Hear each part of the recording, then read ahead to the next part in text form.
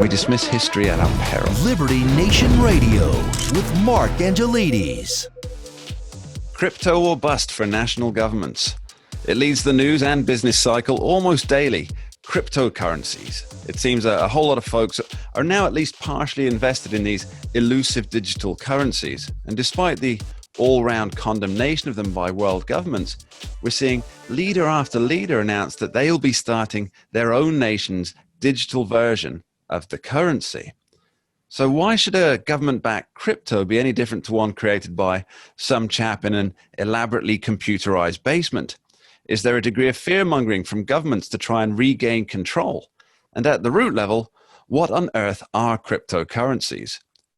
To help us untangle this messy web, we've invited author and economics maven Andrew Moran to help us get to the bottom of the whole mess. Welcome, Andrew.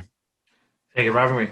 So before we dive closer into the specifics of what's going on, can you give us a background on what a central bank digital currency is and how it'd be different from, say, let's say a Bitcoin or an Ether token or a doggy coin? No, actually, it's Dogecoin. For years, I always thought it was I don't believe you. It is. It's Dogecoin. It has a picture of a dog, and it's electronic, as in E, dog E, coin. Makes sense. Anyway, moving on.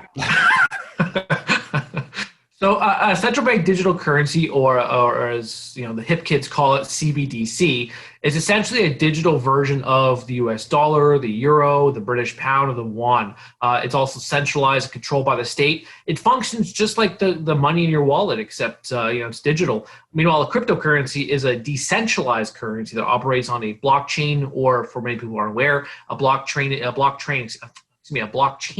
is a public ledger system where all the transactions are publicly listed next to a wallet ID, or some other cryptocurrencies use another type of blockchain system. They're also unregulated by the government, and there are thousands of options to choose from the cryptocurrency market. Last time I checked, I think there were 10,300 of them. So, Andrew, a growing number of these central banks, they're announcing that they're launching their digital currency. So China just digitized the yuan. The European Union, the UK, and the US have revealed that they're studying the subject closely. Now, why are they suddenly embracing digital currencies? I thought they were bad. Yeah, what's funny is that back in the day when all these digital currencies were popping up, the governments and central banks were saying, "Oh, this is evil. Oh, you're going to start peddling drugs and you're going to be a terrorist and all that stuff." But the opinions do vary. In China, the official state opinion is that the government wants to facilitate increased cross-border transactions, and they want to increase the yuan's prevalence in international commerce. But as I've written in my book, and I've written on many articles in Liberty Nation and other publication, it's all about control with the central bank digital currency or some other type of state-controlled currency. China has that social credit system, so it's easy to see how a digital yuan would complement such a tyrannical and oppressive system like that. So if you divert from state controls from the entire grid or the system, or you become an opponent of the political party, then you could just be unpersoned from the system. You can be banned from participating in commerce. You can't unwalleted. I'm sorry. Unwalleted. Hey, yeah, perfect. That's a great phrase. But I don't think this is just privy to China. I think many other countries would have an appetite for this type of control over money and over the population. You already see this in the United States private sector. We have there's a corporate system. Certain payment companies and even banks are canceling specific accounts because they disapprove of the client. Now, this is fine in the private sector because you have your choice, you have competition, freedom of association, yada, yada, yada. But when it comes to government has no business doing this at all. The government should not be banning anybody. The government should not be, prevent you from commerce. So there are many, rabbit holes to crawl through when you have a government-run digital currency. So, I mean, in terms of safety and control, will punters, when these things come out, will the punters be better off in terms of protecting their assets by buying government-backed crypto, or sticking with the traditional crypto? And will the launch of these things impact those who are already heavily invested in the, let's call it the wild west of digital money? So just to verify, it's not a government backed crypto. It's just government digital currency. It's just like all the money you have in your bank account, except it's just digital, just units. But in Sweden, nearly everything is digital already. So it's challenging to use paper money to pay for something as simple as your bus fare. So you already see real world examples of this. And when it comes to cryptocurrency, the cryptocurrency world is pretty dangerous if you're not careful. There's nothing wrong with buying Bitcoin or Ethereum on an exchange like Coinbase, but there are so many Ponzi scheme coins and joke coins and meme coins and scam coins right now that it's putting a black eye to the cryptocurrency market. So I can see a lot of people saying, "Oh well, I don't want to be scammed. I don't want to lose all my money. So I'm going to go into the hands of the government. I'm going to rely on the government to handle this type of system."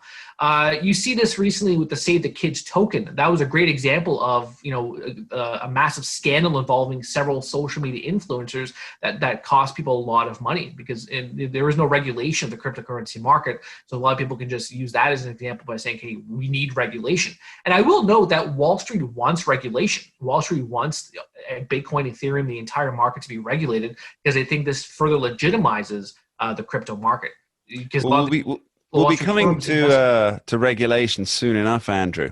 That a lot of criticism has been leveled at cryptos, as you say, for being a payment method of choice for international criminals. Now, I have a couple of questions here. What did that replace? And as we keen students of Die Hard have learned from Hans Gruber, certain bonds are also untraceable. So was it the bonds that they were using before? What's the difference? Well, all these criminals, they use the king of cash, the United States dollar. That's been the thing. They've just used different methods. Now, when it comes to crypto, they just use far more intricate methods that I'm aware of. But overall, cryptocurrency is definitely traceable.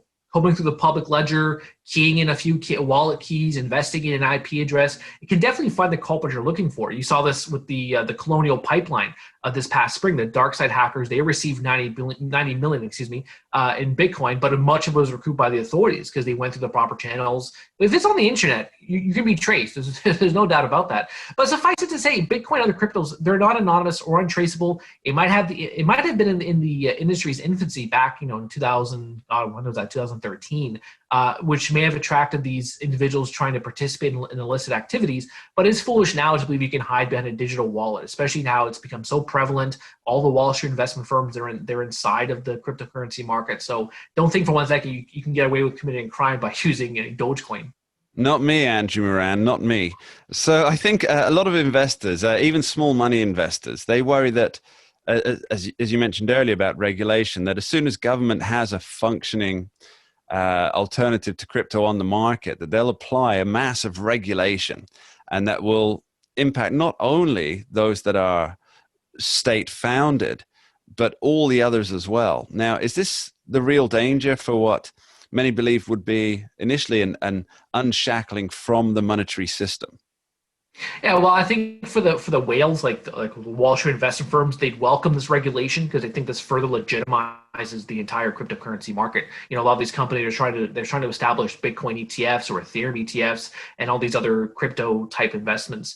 For the small money investors, I think it would be more damaging because whenever government intervenes, they're going to apply more taxes, more regulations. There's going to be a barrier to entry for probably some people. Now you can just go on a website like Binance or Coinbase, open up an account and buy whatever cryptocurrency you want in however denomination that you wish. Government. See, the thing is with the cryptocurrency, it's a very simple premise.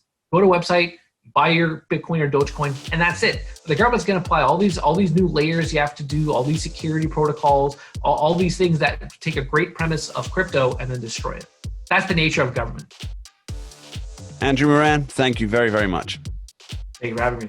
And we'll be back in just a few moments after this short break on Liberty Nation Radio. We dismiss history at our peril. Liberty Nation Radio with Mark Angelides. Who are we? We are Americans that believe in liberty. We are a project of the nonprofit One Generation Away. We are patriots who apply the founding principles to the issues of today. And they keep moving the goalposts on us. We are educators and commentators who love America and the Constitution. Who are we? We are Liberty Nation.